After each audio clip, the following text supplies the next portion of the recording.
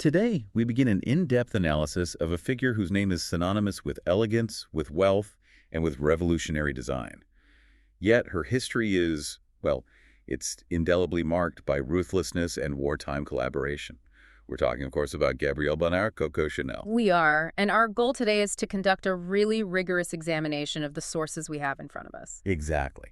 We need to dissect the creation of this just iconic fashion brand that fundamentally changed what it meant to be a woman in the 20th century. But then this is the crucial part. We also have to unflinchingly confront the documented dark shadows of her political actions. Specifically, her role as a German intelligence agent during World War II. We have a pretty complicated stack of research here detailing both her spectacular creative brilliance and the morally compromising choices that defined her path to the top. It is a profound study in duality, and it really demands precision. I mean, Chanel remains celebrated globally. She's the only fashion designer in history to be included on Time magazine's list of the 100 most influential people of the 20th century. The only one? Yeah. That's an incredible statistic. It is. Her creative influence, spanning everything from the little black dress to this idea of lifestyle branding built around Chanel No. 5, is just unparalleled. But the documents we're analyzing also meticulously detail her actions during the German occupation of France. And that includes her direct cooperation with high-level German intelligence. Yes. So we have to rigorously explore this documented complexity, presenting the facts of her political and personal realities right alongside her revolutionary aesthetic contributions. So the central tension we're really focusing on for you, the listener, is stark. How did a poor, abandoned orphan manage to completely shed her origins, rewrite the rules of feminine style, and build a global empire? And crucially, what price did she exact? Or expect others to pay to secure that staggering legacy and, ultimately her immunity from prosecution after the war? Precisely. We are committed to looking past the popular, almost mythological image of effortless chic and really getting into the documented facts.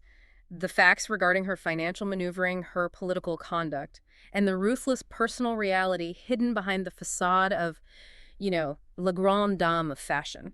So to truly understand the ambition, and I think later the ruthlessness, we have to start where the persona began. In profound poverty and in intentional obfuscation. Gabrielle Bonnard Chanel was actually born Gabrielle Bonnard Chanel in 1883 in Saumur. Chanel, with an S. And the sources note that this was actually a spelling mistake in the official registry, a mistake she purposefully never corrected. Why would she keep an error in her name? Because she wanted to hide her origins. That initial birth record, the one that said Chanel, also indicated she was born in a poorhouse hospice. Oh. So correcting the name would mean acknowledging the specific shame of her birth circumstance. Her early life was just defined by tragedy and abandonment. Her mother, Eugénie Jean de Vaux, was a laundrywoman who died when Chanel was only 11 years old. And her father. Her father, Albert Chanel, was an itinerant street vendor. The sources are clear. He simply abandoned her and her siblings soon after. Just gone. So a complete abandonment, which led her to the next formative and equally stark environment, the convent of Aubusson. She was sent there, yes.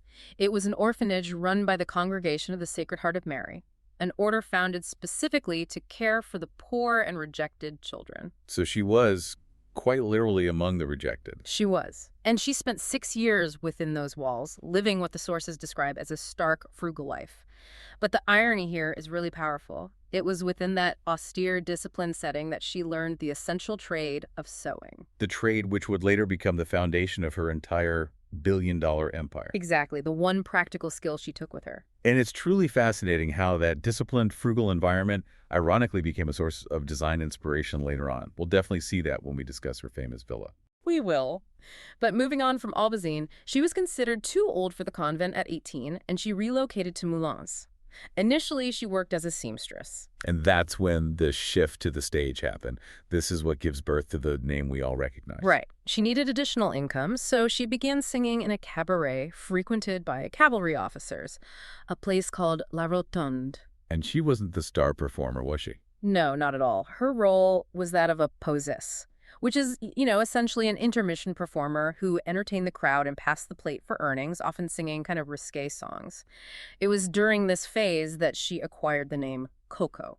There are a few competing theories about the name's origin and the sources, and they all tell different stories about her identity at that time. They do. It might have come from the catchy songs she performed, like Who has seen Coco Kikavu Coco, or maybe Coco Rico? But there's a more socially charged possibility? Yes, that it was an allusion to cocotte, which was common French slang for a courtesan or a kept woman. And this is where we see the first clear, calculated instance of her crafting her own personal narrative, isn't it? It is absolutely foundational to the mythology of Chanel.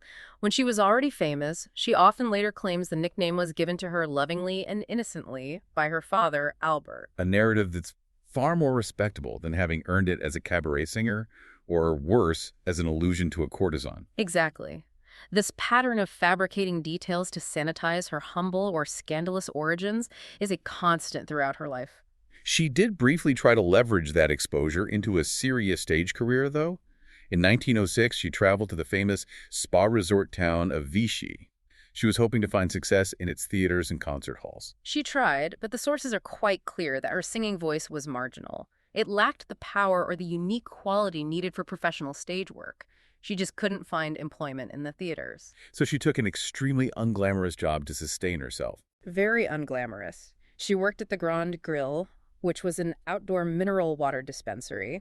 She was a denosed doe, literally dispensing glasses of mineral water to the public. It's such an interesting moment of anti-glamour in her rise, a stark contrast to everything that would come later. It is. Once the season ended, she went back to Mulan, finally recognizing that stage life was not her destiny. But, and this is the key, she had already made the essential connections, specifically the wealthy patrons, that would launch her into the entirely different, far more lucrative world of fashion. Right. The transition from struggling cabaret performer to successful couturier wasn't just about design skill. Not at all. It was entirely financed by her pivotal early relationships. Her initial genius lay in translating that financial security and the access to aristocratic leisure it gave her into a revolutionary functional style. And the first key enabler was Etienne Bourbon. Yes. Around age 23, in 1907, Chanel became his mistress, taking the place of another courtesan. She lived a 3-year period of what the sources call a self-indulgent life at his chateau, Royalou. She was just immersed in aristocratic hunting culture and wealth. And it's there that she began designing hats, almost as a hobby. Purely as a diversion, more of an artistic outlet than a real business venture at that point. But the truly consequential and financially pivotal relationship was with Captain Arthur Edward Boy Capel. One of Olson's friends. Exactly. Starting in 1908, Capel was a wealthy English upper-class member. He served as a political attaché, and critically, he provided the initial capital and the business acumen for her first independent shops in Paris. And the sources really stress that Capel's influence wasn't just financial. No, it was aesthetic as well. It's widely suggested that his highly stylized, clean, almost severe sartorial look, the look of the English dandy, influenced the simplified, masculine straight lines that became the foundational early Chanel aesthetic. Even details of the brand's most famous icon are linked to him. That's right. The iconic rectangular bottle design for Chanel No. 5 is often attributed to Capel's influence. It was possibly adapted from the clean lines of his Chervet toiletry bottles, or a masculine whiskey decanter he owned that she admired so much. The shape itself suggests efficiency and clarity. It's such a stark contrast to the overly ornate, flowery perfume bottles of the period. It's pure modernism. Their affair lasted for 9 years, and despite Chanel's desire for permanence, Capel was never faithful. He eventually married an English aristocrat in 1918. But their connection remained profoundly close until his death in a terrible car crash in December 1919. The sources note that Chanel confided she felt she had lost everything when he died. It underscores his role as her mentor, her lover, and her original financier. And in the meantime, the business was expanding rapidly. This really demonstrates Chanel's sharp business instincts when she had that capital. It does. In 1910, she became a licensed milliner and opened Chanel Modes at 21 Rue Cambon in Paris, initially selling only those hats she had first designed at Balsan Chateau. But the rapid expansion into clothing was the crucial next step. In 1913, again financed by Capel, she opened a boutique in Deauville. A highly fashionable coastal resort. And this location was revolutionary because it was here that she introduced deluxe casual clothing constructed from incredibly humble, low-cost fabrics. And this is where we first see her audacity, her genius for recontextualizing materials. Absolutely. She used jersey and tricot materials that were predominantly used for men's underwear or, at best, for very inexpensive items, never high fashion. This allowed her to keep costs down and produce clothes that moved with the body. And the timing was perfect, right, with this shift toward wartime and post-war practicality. Perfect timing. She also used a brilliant, highly public form of advertising that circumvented traditional runway shows. This involved her sister, Antoinette, and her Aunt Adrienne. Yes, her paternal aunt Adrienne, who was close to her in age, she had them model the new designs daily. They would just parade in her jersey, casual clothes through the fashionable streets and boardwalks of Deauville, normalizing this look of modern, comfortable attire. It was living advertisement. Her expansion continued, and it was greatly accelerated by the conditions of World War I. It was. In 1915, she opened a villa boutique in Biarritz, a very strategic placement, near wealthy Spanish clients and European elites who were escaping the fighting in Paris.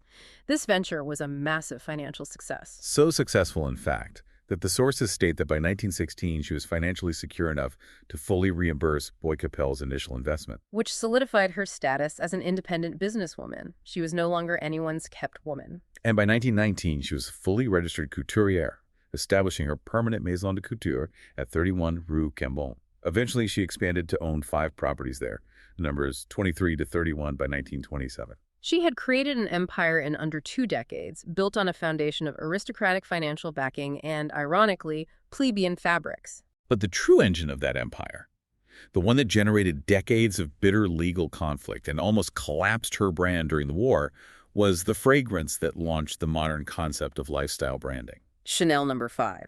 In 1922, seeking to expand into perfume, she met Pierre Wertheimer. And in 1924, they created Parfums Chanel with Pierre and Paul Wertheimer, who ran the immense bourgeois cosmetics house. The financial split became the stuff of legend and a lot of litigation. A lot. The Wertheimers received 70% of the profits for providing full financing for production, manufacturing, marketing, and global distribution. And another partner, Théophile Bader, who owned the large department store Galeries Lafayette, got 20%. Leaving Chanel with only 10% for licensing her name, she also stepped back from operational control. From the Wertheimers' perspective, this probably seemed fair. They were taking on massive financial risk, industrializing a product, managing global logistics. Of course. But for Chanel, this arrangement became a deep, lasting source of resentment. And not just because of the money she made, which was substantial, but because of the control she ceded. Right. She later referred to Pierre Wertheimer as the bandit who screwed me. It underscores a crucial aspect of her personality. Her desire for total control over the image and output of her brand trumped even financial gain. She could not tolerate sharing the ownership of something that had her name on it. Yet, regardless of the internal conflict, the introduction of Chanel No. 5 in 1921 was revolutionary. It extended the designer's influence far beyond clothing and established that modern concept of a designer lifestyle brand. The simple synthetic scent, the aldehydes, and the minimalist packaging spoke to the same modern aesthetic as her clothing. And the cultural impact was just undeniable. It set the stage for decades to come. We have that famous anecdote from the 1950s where Marilyn Monroe was asked what she wore to bed. And she famously stated 5 drops of Chanel No. 5. Instantly solidifying its status as an iconic product, linked inextricably to modern feminine allure and intimate luxury. At the same time, Chanel was cementing her place among the highest echelons of European society. She was using these liaisons to further elevate the status of her brand. She had a romantic interlude with Grand Duke Dmitry Pavlovich of Russia, who helped introduce her to the French perfume industry through his family connections. And she financially supported the composer Igor Stravinsky's 1920 ballet's Russ's production of Le Sacre du Printemps. Her crucial entry into the British elite, though, was facilitated in 1923 by a woman named Vera Bate Lombardi. Yes, and this connection opened doors to a highly exclusive, powerful circle that included Winston Churchill, Edward Prince of Wales, and most significantly, it led to her 10-year affair with Hugh Richard Arthur Grosvenor, the Duke of Westminster, Who was universally known as Bendor. And he was arguably the wealthiest man in England. He showered her with extraordinary gifts, fine jewels, art, a house in London. And when asked later in life why she never married him, her alleged reply encapsulated her entire self-assured identity. It's a quote, just dripping in calculated self-worth. There have been several Duchesses of Westminster. There was only one Chanel. She prioritized her individual legacy over any title. She did. The Duke also gifted her a parcel of land on the French Riviera in 1927, where she built her highly personalized villa, La Pausa. And fascinatingly, the architect, Robert Streitz, incorporated design elements for the monumental staircase and the patio that were directly inspired by the architecture of the orphanage. From Aubusine, where she grew up. From Aubusine. This detail is so striking, it suggests a strange internal integration of her stark, abandoned past into her luxurious, powerful present. It was as if she needed to contain the memory of her origins within the very structure of her wealth. She also moved intensely bohemian and artistic circles, maintaining a long, complicated friendship with the society figure Mise Assert. But the glamour came at a cost. A heavy one. The sources indicate that by 1935, Chanel had developed a daily morphine habit, which she maintained until her death. This is a truly dark and complex detail, hidden behind the glittering facade of the Duke's generosity and her constant work. It suggests an incredible internal pressure. It does. It raises the question of what the personal cost of being the only one Chanel truly was. It forces us to recognize the intense, possibly destructive complexity beneath the surface of her glamorous public life. Before we delve into the wartime shadows, we absolutely must fully appreciate the profound scale of her aesthetic shift. Post-World War I, Chanel literally changed how women dressed and moved. And in doing so, she changed the social rules. Her aesthetic was defined by youthful ease, liberated physicality, and unencumbered sportive confidence. The sources all agree she dealt the official death blow to the corseted female silhouette. A change that was both social and economic. It was. She systematically borrowed functionality from male attire, often inspired by nautical and equestrian culture, which she was exposed to through Balsan and Capo. Think of the simplicity of striped shirts, bell-bottom pants, crewneck sweaters, espadrilles. Things traditionally worn by sailors and fishermen, now adopted by high society. Exactly. Her initial and foundational design triumph was her innovative use of jersey fabric, a machine knit material that had previously been considered too coarse for high fashion. The sources note she initially purchased it because of its low cost and abundance, especially during wartime shortages, but it proved to be the perfect material for a new, modern era. Absolutely. Traditional couture materials were scarce, and critically, women were entering the workforce in unprecedented numbers. As nurses, civil servants, factory workers, they needed practicality and ease of movement. So her suede jersey suits and dresses allowed for the free and easy movement required to commute on buses and bicycles to perform physical tasks. They were designed to be put on without the help of servants, which signals a dramatic shift toward independent, self-reliant womanhood. This wasn't just fashion, it was a response to the great social restructuring of the era. That concept of practical luxury really culminated in the most enduring symbol of the brand, the Chanel suit. First introduced around 1923, it was explicitly designed for comfort, using supple, light tweed or boucle, often chosen for its texture and resilience. And the construction details are so meticulous and functional. The jacket, for instance, had no stiffness, minimal structure, and it featured functional patch pockets. Which was a revolutionary addition. Yeah. It allowed women to carry their own essentials without relying on a bulky purse. The jacket was cut straight, without bust darts, ensuring quick and easy movement. There's also that hidden detail that demonstrates this functional obsession. The sources mention a thin, gold-plated chain was often sewn into the jacket's hemline. Right, to add just enough weight to ensure the garment hung perfectly and remained stable, preventing it from riding up when the wearer moved. And the fittings themselves were an integral part of the design process. They were. Models were reportedly required to perform functional movements, climbing the stairs of an imaginary bus, bending as if getting into a low-slung sports car to ensure complete freedom of movement. The suit was practicality disguised as luxury, a uniform of modern corporate elegance. And beyond the suit, the other foundational piece is, of course, the little black dress, the LBD. She famously vowed to dress all women in black, liberating the color from its traditional association with mourning and presenting it as a statement of universal, democratic elegance. Vogue, in 1926, published an illustration of her simple black silk crepe dress. They dubbed it the garçon look, the flapper style, and famously compared its basic, ubiquitous lines to the ubiquitous Ford automobile. Just as the Model T had made cars accessible, The LBD made high style accessible. And this was revolutionary because during the lead up to and during the Great Depression era of the 1930s, this affordable chic allowed the non-wealthy to walk around like millionaires. By using black, she erased the visual distinction between the demi-monde, the socially marginal, and high society. She proclaimed, "I impose black, it's still going strong today, for black wipes out everything else around." It was a bold claim. Her innovations extended powerfully to accessories too, particularly jewelry. Yes, she famously broke down the barriers between costume and fine jewels, insisting on mixing them freely. She found displaying only fine jewels disgusting. She felt it was too ostentatious. She preferred fake jewelry because it's provocative. And she launched a hugely successful line with Duke Fulco di Verdura, featuring the iconic jeweled Maltese crosscuff. This allowed wealthy clients to impress others with aesthetics and style without displaying their costly fine jewelry in public. So she cemented costume jewelry as a coveted, fashionable accessory in its own right, not merely a cheap substitute. Exactly. And finally, the iconic Chanel bag, the 2.55.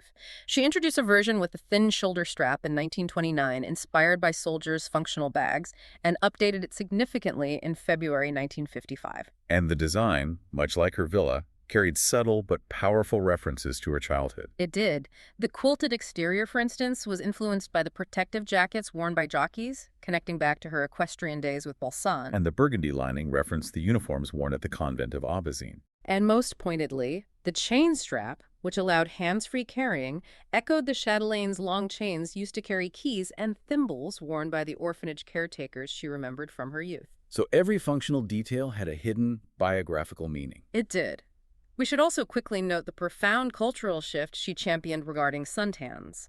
While on the Duke of Westminster's yacht in 1923, she accidentally got sunburned and simply rolled with it, normalizing the tan publicly. Right. Previously, milky skin had traditionally denoted aristocracy, those who did not need to work outdoors. And Chanel turned the tan into a new status symbol, denoting a life of privilege, of yachting, and of leisure. So now we must transition to the period where her public actions and political life diverged most sharply from her design legacy, the late 1930s and World War II. Her couture house was a lucrative business, employing approximately 4,000 people by 1935. But when war broke out in 1939, she made the controversial decision to close her shops. Her official reason, the one that was widely publicized, was that it was not a time for fashion. But certain biographers suggest a far more ruthless and personal motive. This action resulted in 4,000 female employees losing their jobs. And it may have been an act of calculated retaliation against the workers who had participated in the general labor strikes for better conditions in 1936. So this suggests her ruthlessness extended beyond her romantic life into labor relations. It's a very harsh move. During the German occupation, Chanel took up residence at the ultra-exclusive Hotel Ritz in Paris, which was the preferred headquarters for high-ranking German military staff and collaborationist French officials.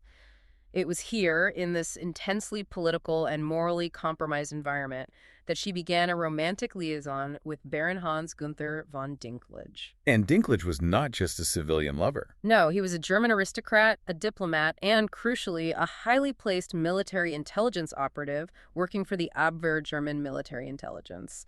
Living with a high-ranking German officer at the Ritz solidified her proximity to the occupation command structure. This brings us back to the Wertheimers and the massive financial battle over Parfums Chanel.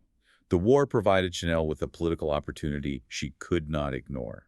Identifying as an Aryan under Nazi law, she saw the seizure of Jewish-owned property and businesses, the Aryanization policies, as a chance to finally gain the total control of her company that she had craved since 1924.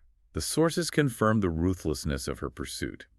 In May 1941, she formally wrote to German officials claiming the company was legally abandoned by its Jewish owners.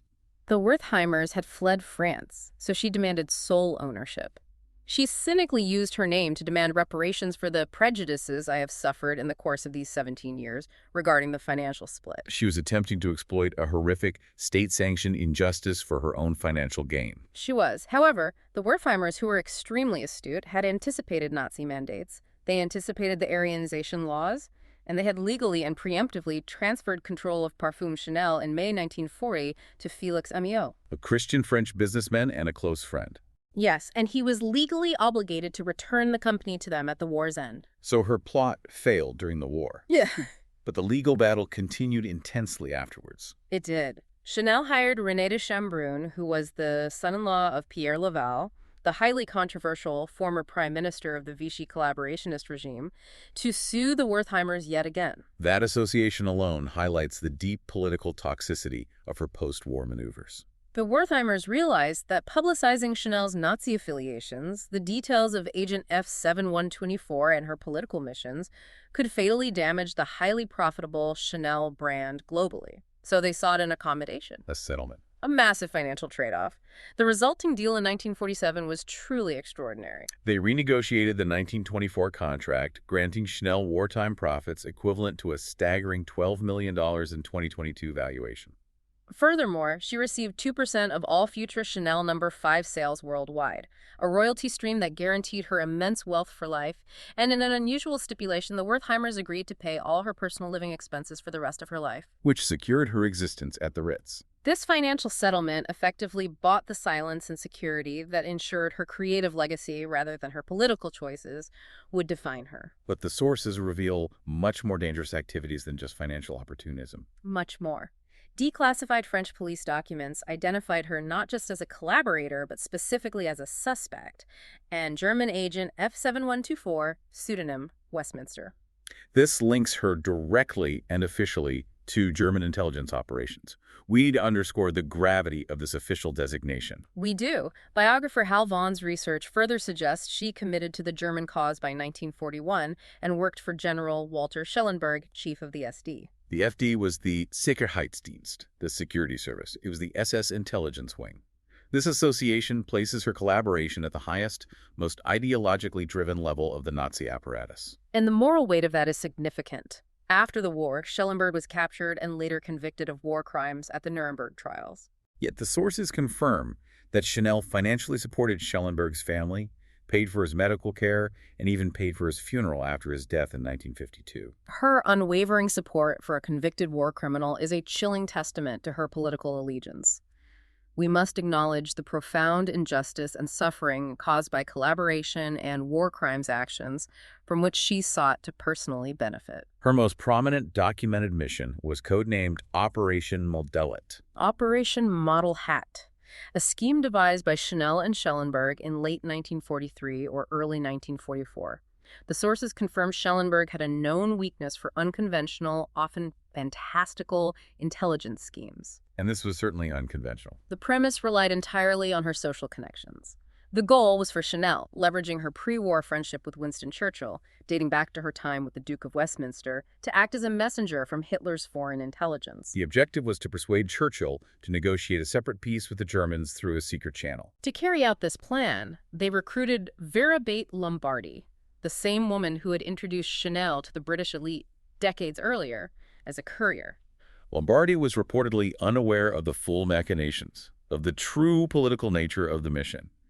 She traveled to Madrid to deliver a letter from Chanel to Churchill via the British Embassy. But the mission completely collapsed in spectacular fashion. Upon arrival in Madrid, Lombardi, whether through genuine patriotism or fear, proceeded to denounce Chanel and others to the British Embassy as Nazi spies.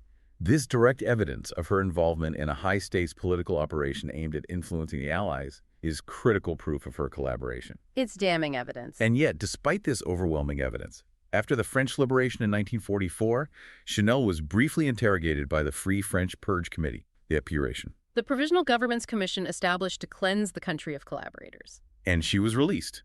Due to a stated lack of documented evidence, she immediately fled to Switzerland to avoid further charges. It's a remarkable escape from justice. Before fleeing in a final, audacious public relations maneuver, she left a note in her store window offering free bottles of Chanel No. 5 to all arriving American GIs. The question of her immunity is really central to her historical narrative. Chanel's grandniece claimed Chanel said, "Churchill had me freed." And historical speculation is rife that Churchill intervened to protect her. The theory suggests that forcing Chanel to testify might have exposed the pro-Nazi sympathies of certain high-level British officials, society elites, or even members of the royal family. Which would have been politically devastating for the Allies at that moment. Exactly. The sources confirm this was a massive subject of contemporary gossip and speculation. A 1949 investigation saw Chanel deny all accusations and offer a character reference from Duff Cooper, the British ambassador, which strengthened the widely held belief of high-level protection. We do have to address the conflicting accounts that emerged much later. A purported French resistance membership card for the Eric network belonging to Chanel was recently found. It was. However, a historian disputes the evidence, noting the card was issued in 1957, years after the war, and lacked supporting witness evidence of any meaningful resistance work. The overwhelming historical documentation points to her status as Agent F7124. So, regardless of that later disputed claim, the facts regarding her core conduct remain clear from the declassified documents. They do. She ruthlessly used her Aryan status to attempt to seize Jewish-owned assets. She worked as an agent for high-level German military intelligence, and the sources document that she harbored a vicious antipathy toward Jews, intensified by the anti-Semitic views of her high society associates, including the Duke of Westminster. This history is inescapable, and we have to acknowledge the profound injustice felt by victims of collaboration that she never faced charges for her documented actions. Never. Following her escape, Chanel lived in Switzerland for several years, partly with von Dinklage, before deciding to make one of the most audacious comebacks in the history of fashion. She sold her famous Villa La Pausa in 1953 and returned to Paris. Her motivation for relaunching her couture house at over 70 years old was clearly fueled by intense dissatisfaction with the post-war aesthetic championed by male designers like Christian Dior. She famously scorned the new look, calling its aesthetic illogical and repressive. She cited the waist cinchers, patent bras, heavy skirts, and stiffened jackets as a return to the corseted female silhouette she had spent her career trying to destroy. She was determined to re-enter the fashion world and liberate women all over again. And in one of the great historical ironies, her comeback in 1954 was fully financed by Pierre Wertheimer, the very man she had battled and attempted to seize assets from during the war. Their relationship was financially productive, even if deeply complicated personally, illustrating the dominance of business interests over wartime animosity. The initial reception was highly divided. The French press was cautious, even hostile, primarily due to the undeniable controversies surrounding her wartime collaboration. But the American and British press hailed it as a genuine breakthrough, focusing on the return of practical chic. Bettina Ballard, the influential editor of American Vogue, was a powerful advocate. Very powerful. She promoted the new collection heavily, featuring the model Marie-Helene Arnault wearing a navy jersey mid-calf suit. This exposure led to an immediate influx of crucial orders from the U.S., which essentially salvaged her reputation and career revival. It demonstrates the American market's power to redefine a European legacy. It does. In her final years, she became increasingly tyrannical and famously demanding of her staff. Though she maintained a few close friendships, including with the dancers Jacques Chazot and the socialite Aimé de Hiren, with whom she often strolled through central Paris. She remained an intensely private and ultimately a lonely figure. Very lonely. She died on January 10, 1971, aged 87, at the Hotel Ritz, the place she had resided for over 30 years, both during the German occupation and in her final decades of wealth. Her final words, starkly simple, were reportedly to her maid. "You see, this is how you die." Her funeral was attended by numerous luminaries from the art and fashion world, including Salvador Dali and Yves Saint Laurent, with her models occupying the first seats. However, the planned Heroes Tribute, organized by the then First Lady of France, Claude Pompidou, was quickly curtailed. It was. French intelligence agencies released damaging documents outlining her extensive wartime involvements. Her death brought a final public confrontation with the shadow she had spent decades trying to suppress. So ultimately, the complex portrait we have drawn today reveals a genius rooted in functional adaptation.